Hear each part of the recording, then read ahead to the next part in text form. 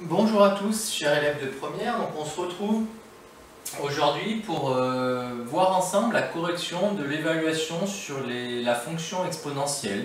Donc l'objectif à travers cette évaluation, c'était de bien maîtriser tous les points de base sur la fonction exponentielle à travers différents exercices, et puis d'aller un petit peu plus loin, notamment avec le dernier exercice qui était un petit peu plus compliqué. Donc on va essayer de balayer, d'expliquer tout ça. Si vous maîtrisez ces notions, si vous comprenez toutes les explications que je vais vous faire, alors vous pouvez être plutôt optimiste et satisfait et on peut passer sur la suite. Vous aurez des bases solides sur la fonction exponentielle, déjà pour cette année, mais aussi pour l'année prochaine. Donc le premier exercice, c'est un petit QCM qui balayait différentes notions de base à connaître sur la fonction exponentielle. Donc déjà, qu'est-ce qu'il faut savoir sur la fonction exponentielle? Il faut savoir que c'est une fonction qui est strictement croissante sur R, donc de moins l'infini à plus l'infini, qui aussi est strictement positive. La fonction exponentielle, vous êtes censé l'avoir en tête. Quand je trace sa courbe représentative, c'est censé ressembler à ça, une croissance exponentielle, donc strictement croissante, strictement positive sur R. Mais du coup, on peut aussi éventuellement admettre la réponse A, puisque si elle est croissante sur moins l'infini plus l'infini, elle est croissante sur 0 plus l'infini. Qui peut le plus, peut le moins. Donc c'est pour ça que là, sur la correction que je vous ai faite passer, j'ai entouré et j'ai admis la réponse A comme étant aussi une réponse correcte. Ok. Ensuite, l'exponentielle de 0, c'est une propriété à connaître. L'exponentielle de 0, ça fait 1. Soit vous connaissez votre cours, soit c'est difficile de l'inventer. E, ça sous-entend E de 1, c'est une autre valeur à connaître. E de 1, c'est environ 2,718, c'est l'exponentielle de 1. Donc ici, réponse A et B sont les réponses correctes. Ensuite, on sait que l'exponentielle transforme les produits en somme. Donc E de 5 fois E de 3, ça fait E de 5 plus 3, c'est-à-dire E de 8. Donc réponse A. Et ici, du coup, il faut savoir simplifier. E de moins 1 fois E de 3, divisé par E fois E de 2, je vais vous donner un petit peu le détail du calcul, même s'il y a un extrême, c'est quand même bon d'avoir les explications. Donc E de moins 1 fois E de 3 sur E fois E de 2. Déjà, je vous rappelle, E c'est comme E de 1. Les produits sont transformés en somme. Donc en haut, qu'est-ce que ça va nous faire? Ça va nous faire E de moins 1 plus 3, c'est-à-dire E de 2, divisé par E de 1 fois E de 2, donc E de 1 plus 2, E de 3. Et je vous rappelle qu'on a une propriété du cours qui dit que E de A divisé par E de B, c'est E de A moins B. Donc ça fait E de 2 moins 3, c'est-à-dire E de moins 1. Et par ailleurs, on a aussi une formule du cours qui dit que E de moins 1, E de moins A, c'est 1 sur E de A. Donc E de moins 1, c'est 1 sur E de 1, c'est-à-dire 1 sur E. Donc finalement, pour cette question-là, la réponse A, les réponses A et C sont correctes. Pour tout réel x, on a E de A à la puissance B égale E de A fois B. Les puissances successives se multiplient, donc E de x au carré, c'est E de 2x. Donc réponse C. Pour tout réel, E de x fois E de moins x, ça fait E de x moins x, c'est-à-dire E de 0. Et E de 0, on sait que ça fait 1. Ensuite, on a vu dans le cours aussi, cours à connaître, la suite E de 0,4 à la puissance n est une suite, alors c'est une suite géométrique de raison Q égale E de 0,4 et qui modélise une croissance exponentielle. Pourquoi? Parce que je peux considérer que ça, E de 0,4 puissance n, je peux dire que c'est Q à la puissance n avec Q qui vaut E de 0,4. Donc E de 0,4, ça a une valeur qui doit être d'ailleurs plus grande que 1. Et du coup, ça c'est comme une suite du type Q puissance n. Donc les suites du type Q puissance n, c'est des suites géométriques. À chaque fois, je vais multiplier par e de 0,4, donc ça modélise une croissance exponentielle, c'est-à-dire croissance qui va avoir tendance à s'accélérer. Si f de x égale 5 e de 2x plus 10x, alors quelle est la fonction dérivée? On dérive terme à terme. Je vous rappelle, allez, il va falloir que je vous donne l'explication aussi, parce qu'il faut toujours détailler. Je vous rappelle, donc pour dériver, on sait que la dérivée de l'exponentielle c'est elle-même. Par contre, je sais que la dérivée d'une fonction du type e de u, c'est u', e de u. Donc ici, par exemple, la dérivée de 5, alors déjà commençons par plus 1 même, de e de 2x, la dérivée de e de 2x, ce serait u', alors u ici c'est 2x, donc u' c'est 2, fois e de u, après je recopie. Et du coup, si je mets un 5 devant, la dérivée de 5 e de 2x, ça sera 5 fois 2 e de 2x. 5 fois 2, ça fait 10 e de 2x. Et après, la dérivée de 10x, c'est 10. Donc finalement, la dérivée de cette fonction-là, f' de x, donc dérivée de 5e de 2x, on a dit que c'est 5 fois 2e de x, donc 10 fois e de 2x, donc 10e de 2x, plus 10, que je peux donc factoriser par 10. Ça fait 10 facteur de e de 2x plus 1, ce qui correspond donc à la réponse B qui est ici. Pour la question 10 maintenant, pareil, je dois utiliser la formule qui est là, dérivée de e de 3x plus 1, on est dans cette situation-là où u vaut 3x plus 1. Donc la dérivée, f', ça sera u', avec u qui vaut 3x plus 1, donc u' vaut 3, la dérivée de 3x plus 1, j'espère que vous en rappelez, c'est 3, fois e de u, après je recopie, e de 3x plus 1, donc ça me donne la réponse B. Ensuite, la question 11 maintenant, toujours pareil, toujours la même formule, 5 exponentielle de 0,1t, que vaut f' de t? Déjà le 5 va rester, c'est une constante qui multiplie, et ensuite la dérivée de e de 0,1t, encore une fois, c'est du e de u, ça fait u' e de u, u' c'est donc la dérivée de 0,1t, donc c'est 0,1, et après e de u, e de 0,1t. 0,1t.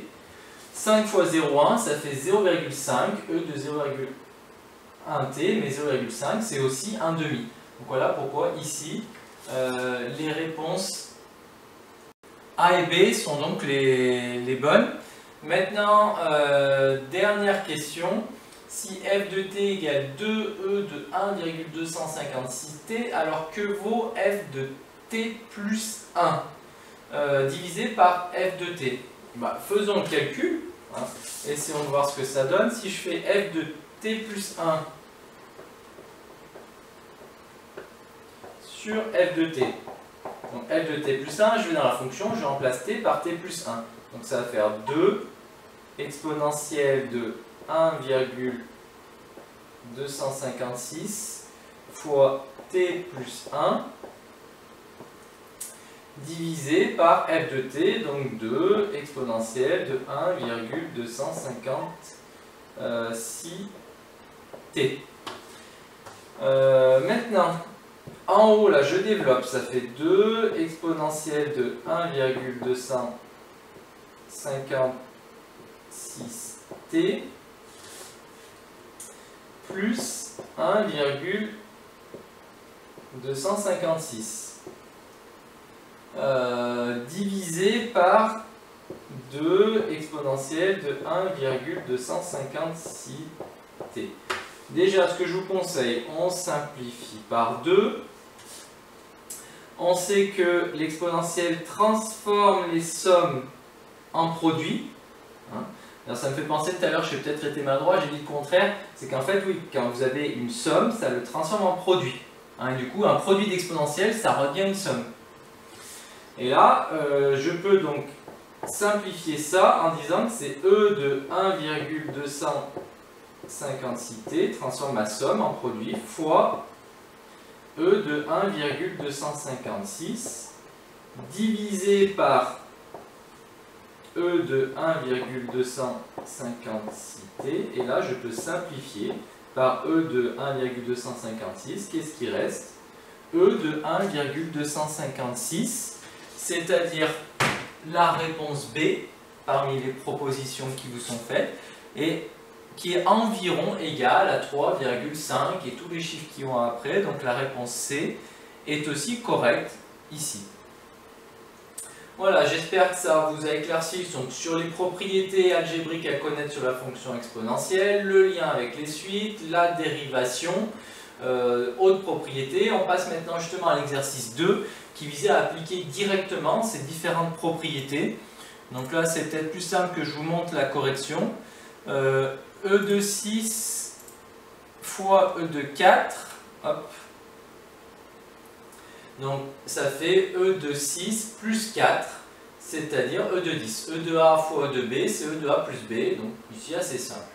E de moins 1,5A puissance 4, E de A à la puissance B, ça fait E de A fois B. Donc ça fait E de moins 1,5 fois 4, moins 1,5 fois 4, ça fait E de moins 6. E de A sur E de B, E de A moins B. Donc E de 11 sur E de 6, E de 11 moins 6, c'est-à-dire E de 5. Encore une fois, E de A fois E de B, E de A plus B, donc ici, E de 5x plus 6 fois E de moins 8x, ça fait E de 5x plus 6 plus moins 8x, donc moins 8x. 5x moins 8x, ça fait moins 3x, donc E de moins 3x plus 6. Là aussi, les puissances successives se multiplient, donc E de 4x moins 3 au carré, ça fait E de 2 fois 4x moins 3. Mais 2 fois 4x moins 3, ça fait 8x moins 6. Donc E de 8x moins 6. Et là, même chose, E de A sur E de B, ça fait E de A moins B. Alors attention, le moins s'applique à l'ensemble de l'expression. Donc ça fait E de moins, entre parenthèses, x plus 5. Si je veux me priver de la parenthèse, ça fait E de 7x moins x moins 5. 7x moins x, ça fait 6x moins 5. Donc voilà, normalement cet exo était relativement simple. Application des formules, juste ne pas faire d'erreur en ce qui concerne les calculs et les règles de base des mathématiques sur le moins devant une expression qui s'applique à l'ensemble de l'expression, comme c'est le cas ici. Maintenant, on bascule sur l'exercice 3. Qui visait à maîtriser la compétence résolution d'équations et d'inéquations avec de l'exponentielle à l'intérieur. Donc pour la première, pareil, je pense que c'est plus simple de regarder la correction. On vous demande de résoudre cette équation-là. On a une propriété du cours qui dit que E de A égale E de B si et seulement si A égale B. Une propriété qui vient de la stricte croissance de la fonction exponentielle. Pour que deux exponentielles soient égales, il faut que leur x, que leur inconnu, que leur variable plutôt, soit égale. Donc E de A égale E de B si A égale B, donc si 4x égale 5x moins 1. Bon, ben ça vous fait une équation de base, de collège à résoudre. Vous enlevez 5x, 4x moins 5x, ça fait moins x, égale moins 1. Vous multipliez par moins 1, x égale 1. E de 4x carré égale E de 36, j'utilise la même propriété. E de A égale E de B si A égale B, donc 4x carré égale 36. Je simplifie, je divise par 4, x carré égale 9. Et simplement, bon, bah, certains ont dû tomber dans le piège. Il ne faut pas oublier que x carré égale un réel positif à deux solutions. Racine de 9, c'est-à-dire 3, ou, on n'oublie pas la deuxième, moins racine de 9, c'est-à-dire moins 3. E de moins 3x moins E de 5x plus 16 inférieur ou égal à 0. Ça commence à se compliquer légèrement. Il faut déjà penser à faire passer, si vous voulez, le moins E de 5x plus 16 de l'autre côté, c'est-à-dire j'ajoute E de 5x plus 16. Cette inéquation devient donc E de moins 3x inférieur ou égal à E de 5x plus 16. Après, même propriété que pour les équations, E de A inférieur à E de B si A inférieur à B. Ça vient de la croissance de la fonction exponentielle qui conserve l'ordre. Donc ça, c'est équivalent à moins 3x inférieur ou égal à 5x plus 16. Et ça, c'est donc une inéquation de collège à savoir résoudre. J'enlève 5x, moins 3x moins 5x, ça fait moins 8x inférieur ou égal à 16. Et puis là, il y a un petit piège. Puisque pour avoir x tout seul, je dois diviser par moins 8. Mais je vous rappelle que quand on divise dans une inéquation par un nombre négatif, je dois bien penser à changer le sens de mon inéquation. Donc le inférieur ou égal va devenir un supérieur ou égal. Et le 16 divisé par moins 8 devient moins 2. Donc on peut donner sous forme d'intervalle les solutions sont tous les x supérieurs ou égal à moins 2, c'est-à-dire qui appartiennent à l'intervalle qui va de moins 2 inclus jusqu'à plus l'infini. Et enfin la quatrième, e de x carré strictement supérieur à e de x plus 12, pareil, la fonction exponentielle étant strictement croissante, elle conserve l'ordre, donc je peux l'enlever et résoudre uniquement x au carré supérieur à x plus 12. J'enlève x et 12 pour avoir un 0 à droite, donc ça fait x carré moins x moins 12 strictement supérieur à 0. Ça c'est un polynôme du second degré, c'est une inéquation du second degré. Je vous rappelle, on l'a fait en début d'année, pour résoudre ça, je cherche les racines. Delta b au carré moins 4ac, donc 1 au carré 1, moins 4 fois 1 fois moins 12, donc 1 et 48, ça fera 49. Quand le discriminant est positif, il y a deux racines, dont j'ai rappelé la formule ici, moins b plus ou moins racine de delta sur 2a, c'est-à-dire moins 1, plus ou moins racine de 49, donc plus ou moins 7, sur 2 fois 1, 2. 1 et 7, 8 sur 2, 4 pour la première racine, 1 moins 7 moins 6 sur 2 moins 3 pour la deuxième racine. Donc on a deux racines, je vous rappelle, là, pour résoudre une équation, le plus simple, c'est de faire un tableau de signes. En ces deux racines, ça s'annule, donc je les mets dans l'ordre. En moins 3 et en 4, ça fait 0. Et après, la règle, c'est le signe de A en premier, à l'extérieur des racines. A étant positif, c'est 1, le coefficient A vaut 1, donc plus moins plus. J'obtiens donc mon tableau de signes qui me sert à résoudre une équation. On a vu que résoudre cette inéquation, c'était équivalent à chercher quand ça, c'est strictement positif.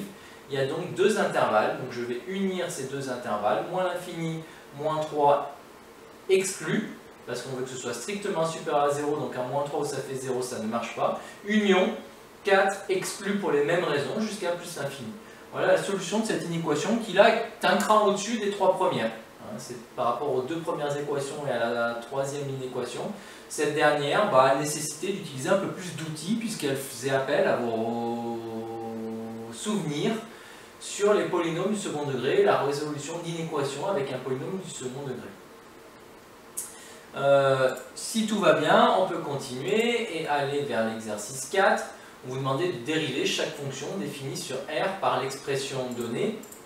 Donc première fonction, 5e de x plus 4. Déjà le plus 4, constante seule, quand on dérive ça fait 0. La dérivée de 5e de x, c'est 5 fois la dérivée de e de x. Et la dérivée de e de x, c'est e de x. Propriété du coup à connaître, l'exponentielle, c'est la seule fonction dont la dérivée est elle-même.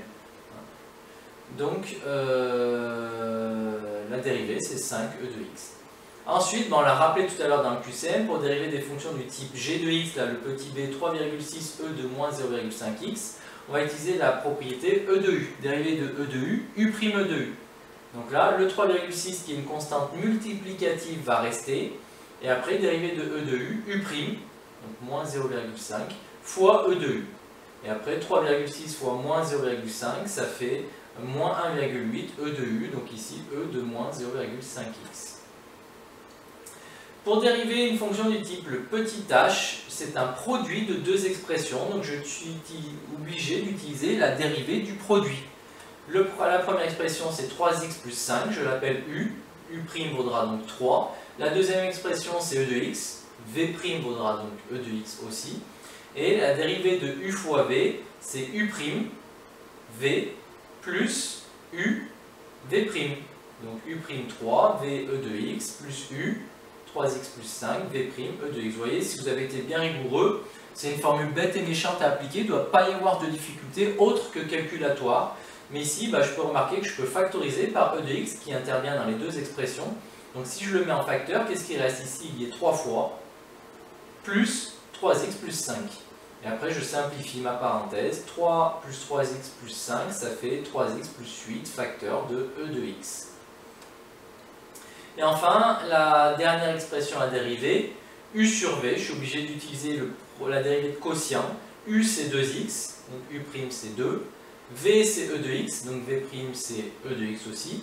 Et du coup, je vous rappelle la formule, la dérivée de u sur v, c'est u' v moins uv' sur v carré. Donc u'2 fois v e de x moins u 2x v' e de x sur v carré, e de x au carré. En haut, pareil que tout à l'heure, j'ai e de x qui apparaît deux fois, donc je factorise par e de x facteur de 2 moins 2x. E de x au carré, c'est e de 2x. Alors là, c'est déjà une très bonne réponse comme ça. Et après, simplement, on peut simplifier parce que e de x divisé par e de 2x, ça fait e de x moins 2x. Et e de x moins 2x, ça fait e de moins x. On a simplifié le e de x divisé par e de 2x. Mais cette dernière étape là, elle est facultative. C'est pour ça que je ne l'ai pas encadré en rouge. Si déjà vous arrivez à cette réponse là, c'est déjà une très belle étape, une très belle réussite. On passe maintenant à l'exercice 5. Donc l'exercice 5, on considère la fonction f définie sur R par f de x égale 1 moins x fois exponentielle de 2x. On note C sa courbe représentative, exprimer f' de x, puis factoriser l'expression obtenue. Là, je vais dans la correction. On a une fonction du type produit. Donc je dois utiliser la dérivée de u fois v. U c'est 1 moins x, donc u' ce sera moins 1. V c'est e de 2x, donc v' ce sera la dérivée de e de u, u' de u, donc 2 e de 2x. Et maintenant j'utilise ma formule, donc la dérivée de u fois v, u', donc moins 1, fois v, e de 2x, plus u, 1 moins x, fois v', 2 e de 2x. On me demande de factoriser, donc je le fais. Le facteur commun aux deux expressions, c'est e de 2x, donc je mets e de 2x en facteur. Combien de fois il y a ici? Moins 1, plus 1 moins x fois 2 ici. Je simplifie cette expression-là. 1 moins x fois 2, ça fait 2 moins 2x, donc moins 1 plus 2 moins 2x, moins 1 plus 2, ça fait 1 moins 2x, facteur de e de 2x. Donc on arrive à cette expression-là de la dérivée qui va me permettre d'étudier assez facilement le signe pour avoir la réponse à la question 2 qui sont les variations de f. Pour étudier les variations d'une fonction, je vous rappelle qu'il faut étudier le signe de sa dérivée.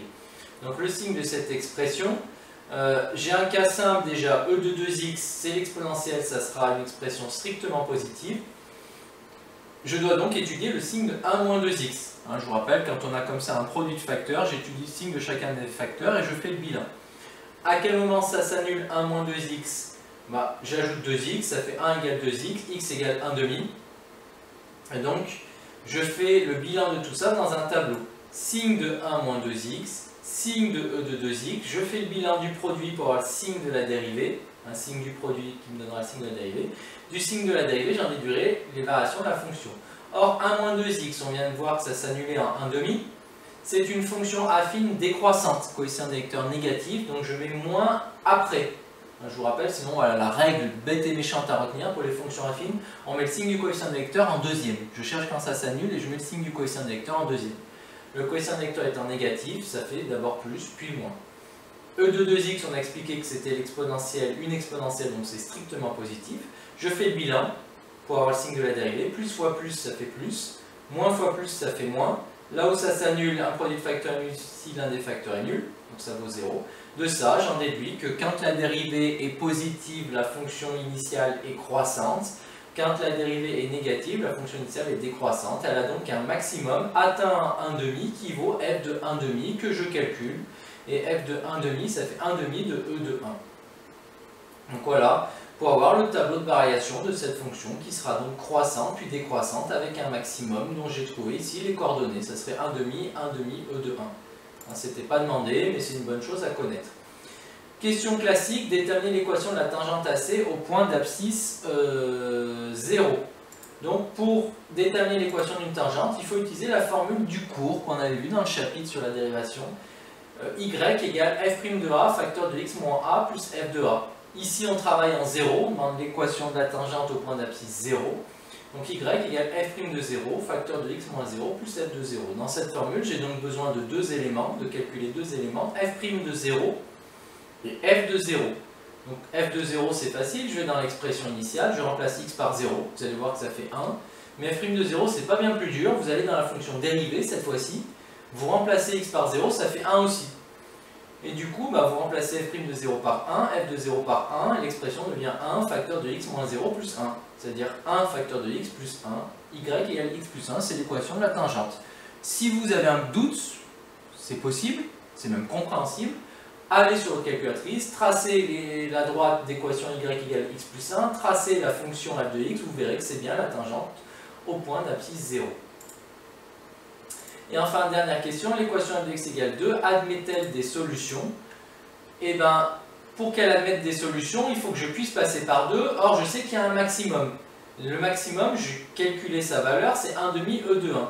1 demi E de 1, c'est environ 1,36. Donc, ça veut dire que le maximum de la fonction, c'est 1,36.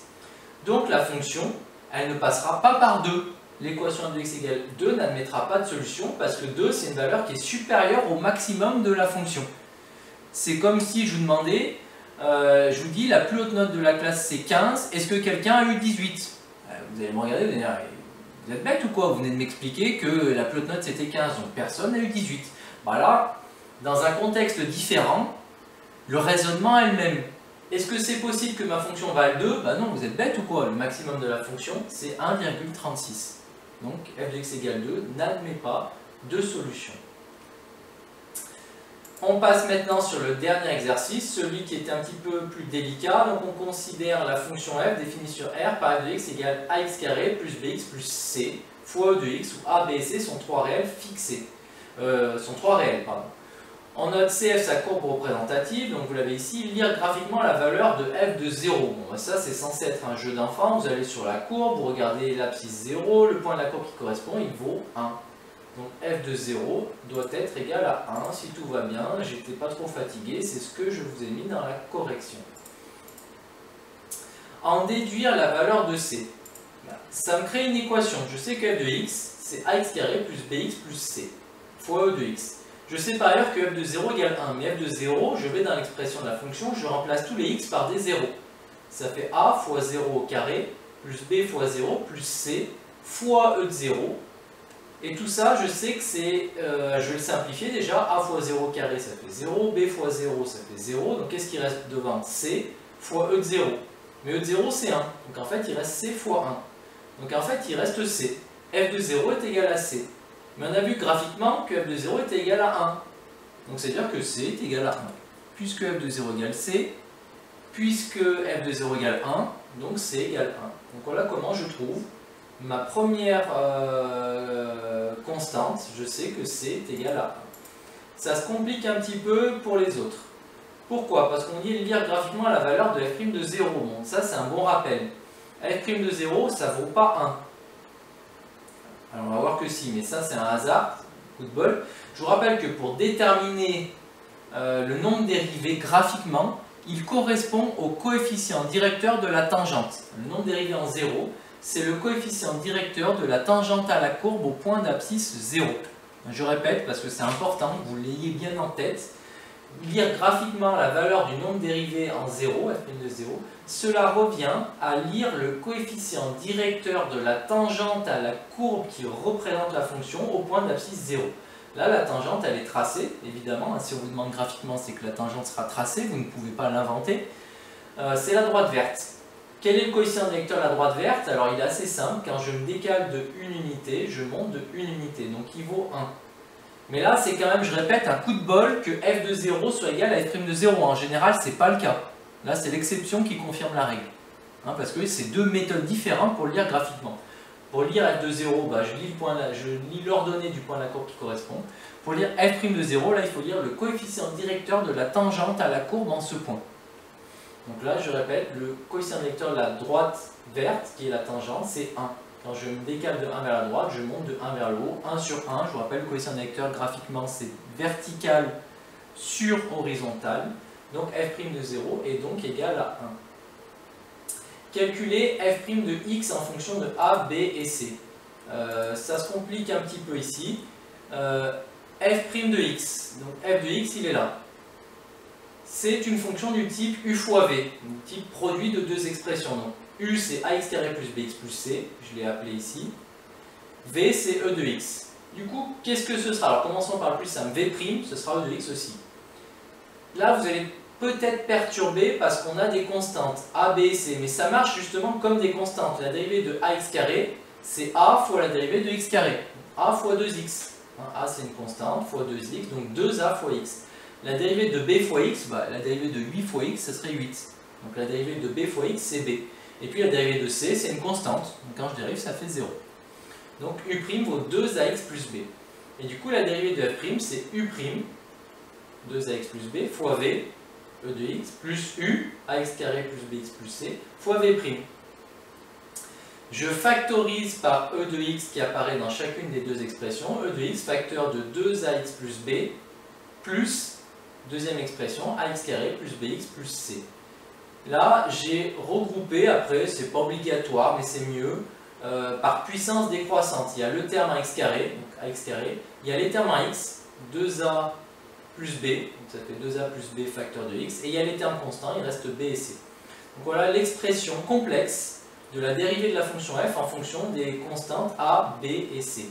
Or, je sais que f' de 0, je vais dans l'expression de cette dérivée, je remplace tous les x par des 0. Donc c'est ce que j'ai fait, vous voyez, de cette ligne à celle-ci, j'ai réécrit f', mais vu que c'est f' de 0 que je veux, et non plus f' de x, je remplace tous les x par des 0. E de 0, ça va donc valoir 1, a fois 0 carré, ça fait 0, 2a plus b fois 0, ça fait 0. Qu'est-ce qui reste finalement dans ce grand crochet? Il reste b plus c, et devant il reste 1. Donc il reste finalement b plus c. Mais je sais par ailleurs, graphiquement, on avait lu que f' de 0 c'était 1. Donc f' de 0 c'est b plus c, et f' de 0 c'est 1. Donc c'est à dire que b plus c égale 1. Mais vu que je sais par ailleurs déjà que c égale 1, ça veut dire finalement que b plus 1 égale 1. Je répète, f' de 0 c'est b plus c. f' de 0 graphiquement on a vu que c'était 1. Donc b plus c égale 1. Mais vu que c, on connaît déjà la valeur de c, on sait que c'est 1, c'est-à-dire que b plus 1 égale 1. Voilà comment je crée l'équation qui est là. Du coup, j'enlève 1, b égale à 0. Et enfin, dernière partie, lire graphiquement f de 1 et en déduire la valeur de a. F de 1, il est là, f de 1, il vaut donc 0. Donc je peux aller dans l'expression de ma fonction, je sais que f de 1 sera égal à 0. Par ailleurs, je sais que b c'est 0, c c'est 1. Donc là, j'ai des infos sur ma fonction.